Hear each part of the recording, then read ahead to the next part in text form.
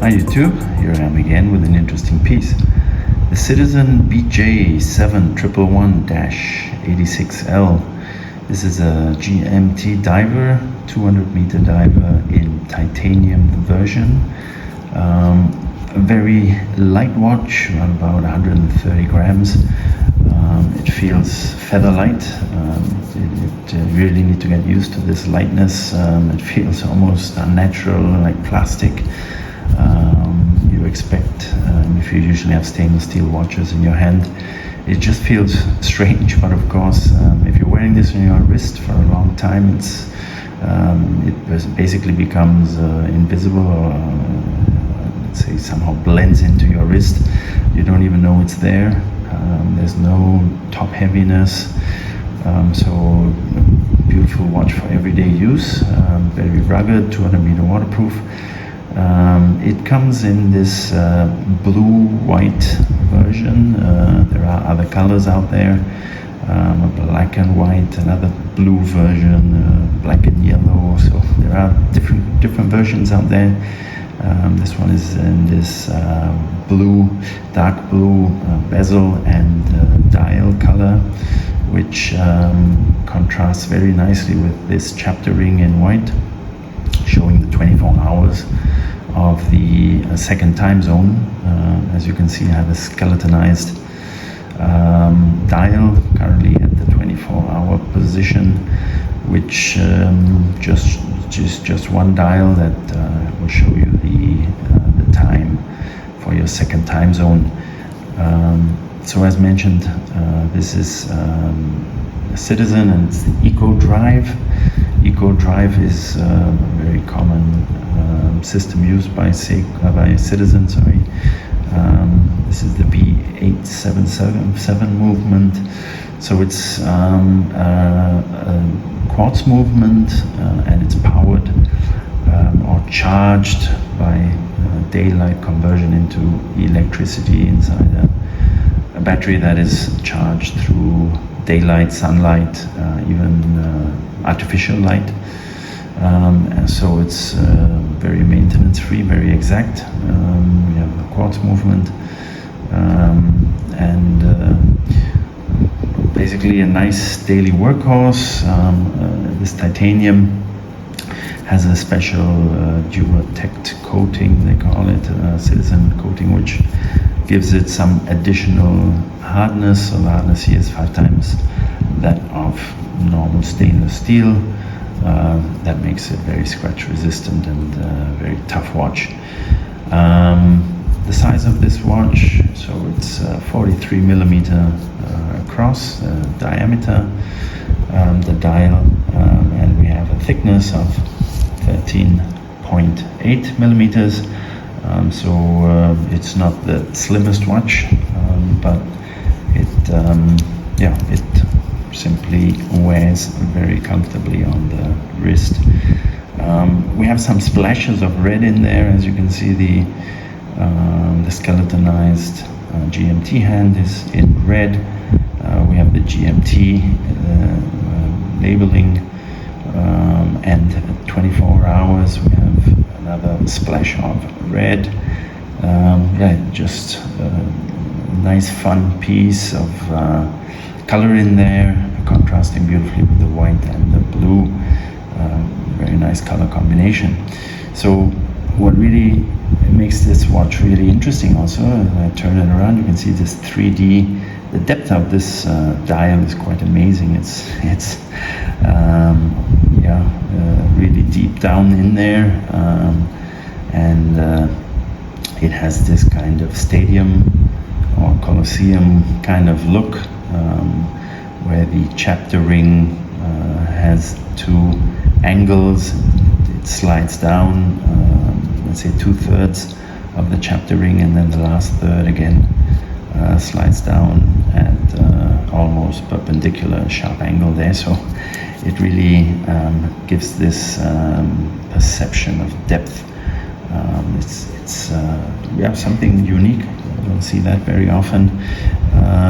In general, the dial usually will be recommended to have it as close to the glass as possible. If you look at this, the movement actually is not very thick. I mean, the depth of this is probably more than half the watch. So the movement itself must be quite thin. Of course, quartz, we don't need much components there.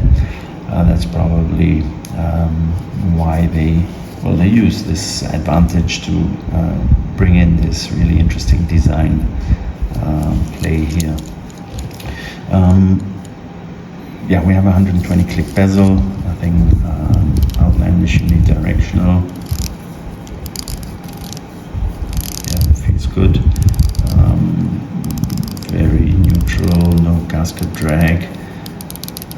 Just a precision click there, lines up. Very nice. So we have a Lume pip at the 12 o'clock position. The hour markers are not, let's say on the bezel are not lumed. So we just have these hour markers, the dots and the the squarish kind of markings with the Citizen Lume.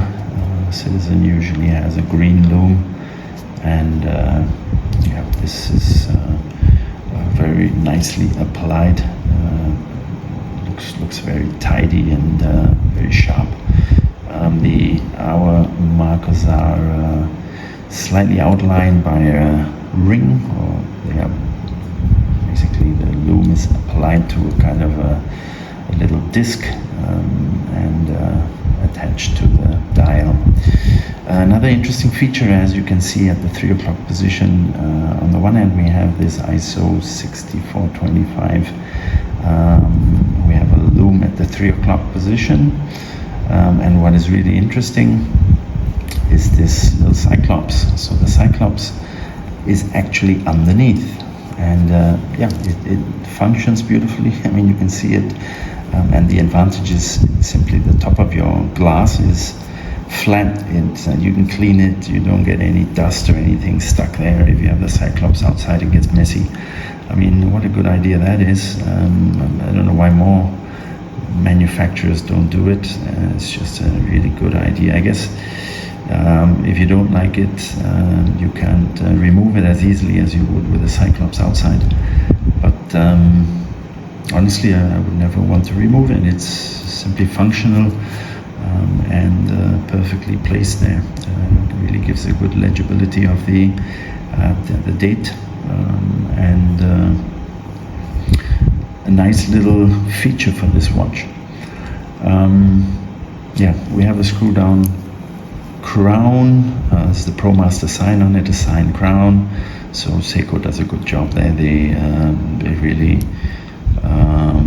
look into the details. Most of the Promasters have this kind of signed crown, beautifully done, and the knurling is for sure functional, and you can grab it easily. The screw down crown really threads in very nicely. No issues there. So the bracelet is also made of titanium, very nicely done. We have this double pusher. We have a milled clasp, base titanium, it says there. I mean, this is really cool.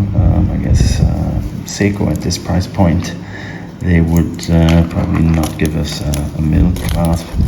A lot of the turtles and the samurais, etc., they're all with the stamped clasp. So real good value for money that Citizen gives us here. I'm really amazed, or really positively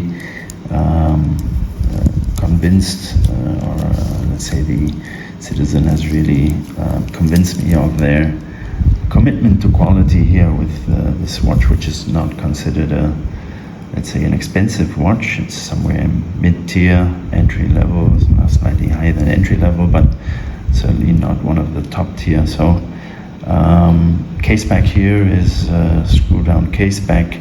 also with some nice laser marking there, this Citizen Eco Drive, and the this depiction of the globe there. Done nothing special there. It's anti-magnetic, 200-meter waterproof. The movement, the B877. Nothing, no additional information there. The coined edge here, easy to grab, easy to turn, gets the job done. So all in all, I must say, it's a totally underrated watch, I think. It combines quality with design, and the materials are all, see, this titanium is simply, really top of the notch kind of material. I don't see any quality issues here. It's really nicely finished. Of course, not much polishing or no polishing. It's all brushed, but I mean, that's fine. This is a functional dive watch, so that's all you need.